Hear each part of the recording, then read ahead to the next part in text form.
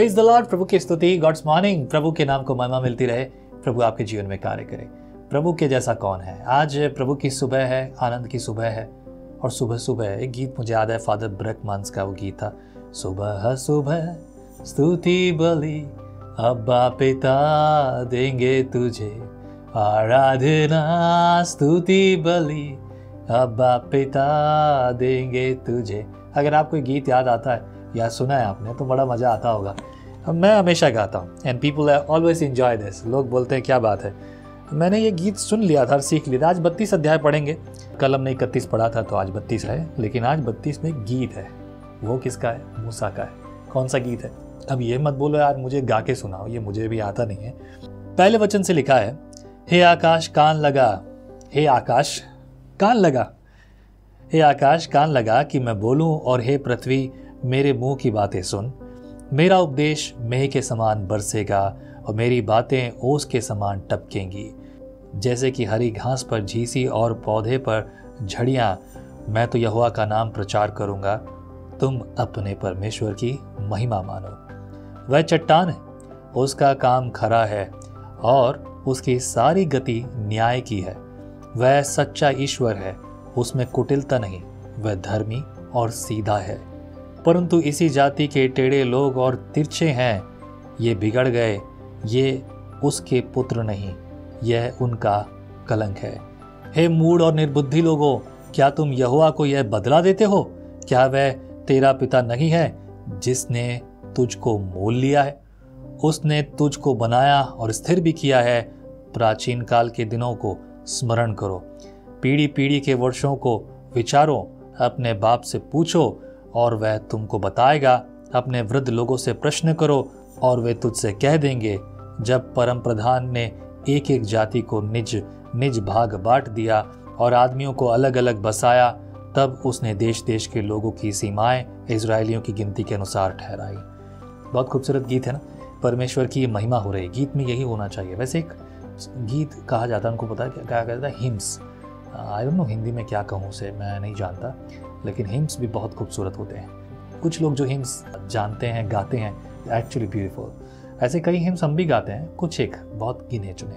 9 पद, क्योंकि यहोवा का अंश उसकी प्रजा है, याकूब उसका नपा हुआ निज भाग है। उसने उसको जंगल में और सुनसान और गरजने वालों से भरी हुई मरुभूमि में पाया। उसके चारों ओर रहकर उसकी रक्षा की और अपनी आँख की पुतली के समान उसकी सुधि रखी। जैसे उकाब अपने घोंसले को हिलाकर अपने बच्चों के ऊपर ऊपर मठलाता है, वैसे ही उसने अपने पंख फैलाकर उसको अपने पैरों पर उठा लिया। यहोवा अकेले ही उसकी अगुवाई करता रहा और उसके संग कोई पराय देवता न था।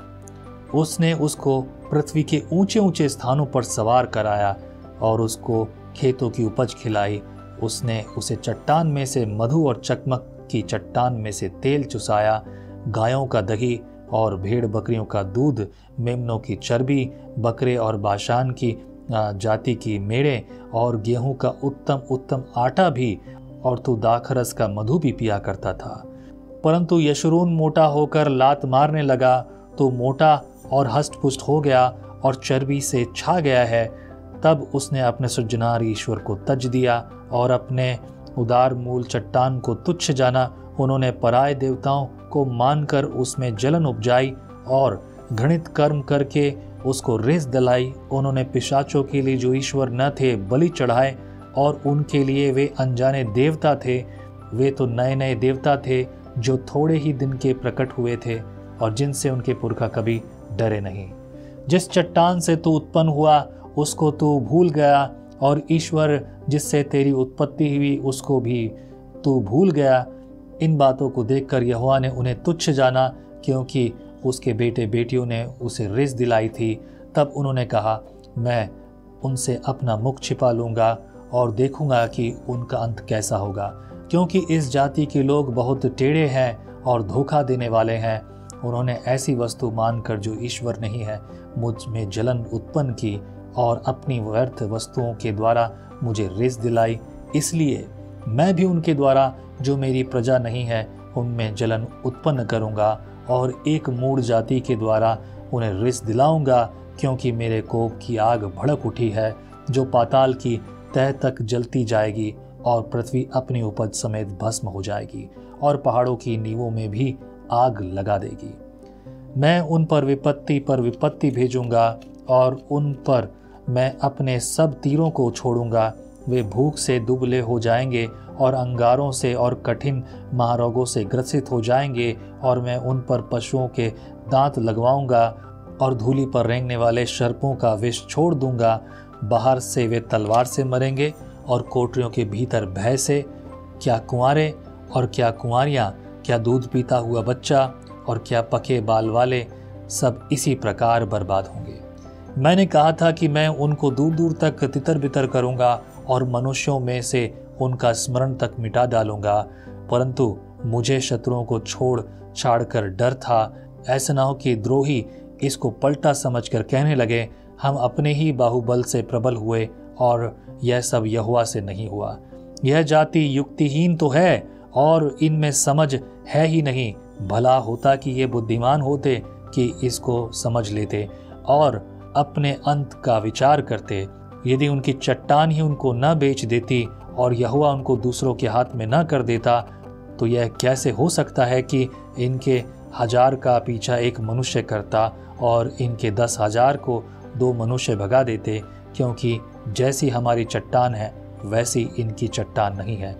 चाहे हमारे शत्रु भी क्यों न न्यायी हो, क्योंकि उनकी दाखलता सदोम की दाखलता से निकली और अमोरा की दाख की बारियों में की है। उनकी दाख विष भरी और उनके गुच्छे कड़वे हैं। उनके दाख मधु सांपों का सा विष और उनके नागों का सा हलाहल है। क्या यह बात मेरे मन में संचित और मेरे भंडारों में मोहरबंद नहीं है? पलटा लेना और बदला देना मेरा ही काम है। यह उनके पांव फिसलने के समय प्रकट होगा, क्योंकि उनकी विपत्ति का दिन निकट है और जो दुख उन पर पड़ने वाले हैं वे शीघ्र आ रहे हैं। क्योंकि जब यहोवा देखेगा कि मेरी प्रजा की शक्ति जाती रही और क्या बहुधा और क्या स्वाधीन, उनमें कोई बचा नहीं रहा, तब यहोवा अपने लोगों का न्याय करेगा और अपने दासों के विषय तरस खाएगा। तब वह कहेगा, उनके देवता कहाँ हैं? अर्थात वह चट्टान कहाँ है जिस पर उनका भरोसा था, जो उनके बलिदानों की चर्बी खाते थे और उनके तपावनों का दाख मधु पीते थे। वे ही उठकर तुम्हारी सहायता करें और तुम्हारी आड़ हो। इसलिए अब तुम देख लो कि मैं ही वह हूँ और मेरे संग कोई देवता नहीं। मैं ही मार डालता और मैं जिलाता भी हूँ, मैं ही घायल करता और मैं ही चंगा भी करता हूँ, और मेरे हाथ से कोई नहीं छुड़ा सकता। क्योंकि मैं अपना हाथ स्वर्ग की ओर उठाकर कहता हूँ, क्योंकि मैं अनंत काल के लिए जीवित हूँ। इसलिए यदि मैं बिजली की तलवार पर सान धर कर झलकाऊं और न्याय अपने हाथ में ले लूं, तो अपने द्रोहियों से बदला लूंगा और अपने बैरियों को बदला दूंगा। मैं अपने तीरों को लहू से मतवाला करूंगा और तेरी तलवार मांस खाएगी। वह लहू मारे हुए और बंदियों का और वह मांस शत्रुओं के लंबे बाल वाले प्रधानों का होगा। हे जाति जाति के लोगों, उसकी प्रजा के साथ आनंद मनाओ, क्योंकि वह अपने दासों के लहू का पलटा लेगा और अपने द्रोहियों का बदला देगा और अपने देश और अपनी प्रजा के पाप के लिए प्रायश्चित देगा। इस गीत के सब वचन मूसा ने नून के पुत्र होशे समेत आकर लोगों को सुनाए। मैंने ये एक लाइन में पढ़ा है, end of course song is song, गीत तो गीत है, अभी मैं उसे क्या एक्सप्लेन करूं, and I didn't find something to explain about it. पर हाँ, ये गीत है, ये महिमा है, ये स्तुति है, जो वो है जो उसकी महिमा में है, उन सब के बारे में बात करना। आइए थोड़ा सा और आगे से पढ़ेंगे। एंड 45 वर्ड्स में लिखा है मूसा के अंतिम निर्देश। मूसा ने आखिरी जो निर्देश दिए उनके बारे में 45 वचन इस प्रकार लिखा है। जब मूसा ये सब वचन सब इजरायलियों से कह चुका, तब उसने उनसे कहा, जितनी बातें मैं आज तुमसे चिताकर कहता हूँ, उन सब पर अपना अपना मन लगाओ और उनके अर्थात इस व्यवस्था की सारी बातों के मानने में चौकसी करने की आज्ञा अपने बच्चों को दो, क्योंकि यह तुम्हारे लिए व्यर्थ काम नहीं तुम्हारा, परंतु तुम्हारा जीवन ही है। और ऐसा करने से उस देश में तुम्हारी आयु के दिन बहुत होंगे, जिसके अधिकारी होने को तुम यरदन पार जा रहे हो। फिर उसी दिन यहोवा ने मूसा से कहा, उस अबारीम पहाड़ की नबो नामक चोटी पर, जो मोआब देश में यरीहो के सामने है, चढ़कर कनान देश, जिसे मैं इजराइलियों की निज भूमि करके देता हूँ उसको देख ले। तब जैसे तेरा भाई हारून होर पहाड़ पर मरकर अपने लोगों के में मिल गया, वैसे ही तू इस पहाड़ पर चढ़कर मर जाएगा और अपने लोगों में मिल जाएगा। इसका कारण यह है कि सीन जंगल में कादेश के मरीबा नामक सोते पर तुम दोनों ने मेरा अपराध किया, क्योंकि तुमने इज़राइलियों के मध्य में मुझे पवित्र न ठहराया। और फिर 52 जो आखिरी वचन है इस अध्याय का लिखा है 52 में, इसलिए वह देश जो मैं इज़राइलियों को देता हूँ तू अपने सामने देख लेगा, परंतु वहाँ जाने ना पाएगा। परमेश्वर ने सारी बातें स्पष्ट कर दी, परमेश्वर ने सब कुछ रखा है, हर बात स्पष्ट कर दी मूसा के लिए। क्यों वो उस देश में नहीं पहुंचेगा? पर मैं तुझे दिखाता हूँ, कम से कम तू देख ले। बाकी को तो देखने को भी नहीं मिला, लेकिन तू देख ले, केवल मूसा के अलावा। Well that's a blessing of God. परमेश्वर अपने लोगों के लिए आशीष रखता है, लेकिन वो न्यायी भी है। मैंने पहले कहा इस पुस्तक में हमने मूसा की मृत्यु के बारे में 2 से 3 बार अब तक चर्चा कर ली है। And let me tell you, Musa के लिए जो भी बातें हुई हैं उस बातों में अनुग्रह तो रहा है। And it's a blessing. मैं कहूँगा जो मिला वो धन्यवाद की बात है।